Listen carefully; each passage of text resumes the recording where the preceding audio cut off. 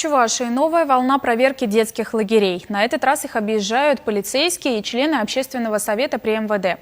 Они в первую очередь оценивают охрану и безопасность лагерей. Тем более, что в прошлые годы в республике уже были случаи, когда к детям пытались проникнуть взрослые мужчины.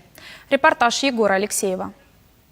Проверка лагеря «Звездный» начинается еще с ворот. Первым делом общественники и полицейские наведываются на КПП. Проверяют журнал посещений, пункт видеонаблюдения и документы самого охранника.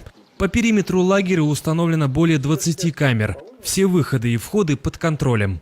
В лагере у нас 480 детей в смену.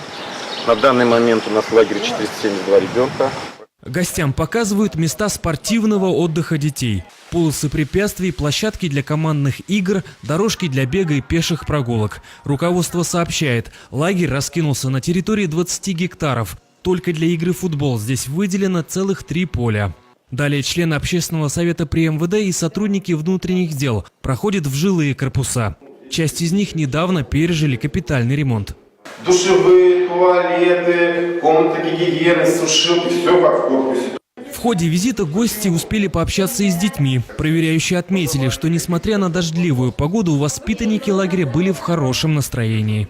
Сегодняшнее посещение показало, что в детском оздоровительном лагере «Звездный», который принадлежит муниципалитету Цивильского района, хорошо работа организована. Мы можем даже рекомендовать ознакомиться другим лагерям и их опытом работы. Общественники и полицейские обещают вернуться, правда, уже в составе полицейского десанта. Представители различных подразделений приедут в лагерь, чтобы поближе познакомить детей с работой сотрудников МВД.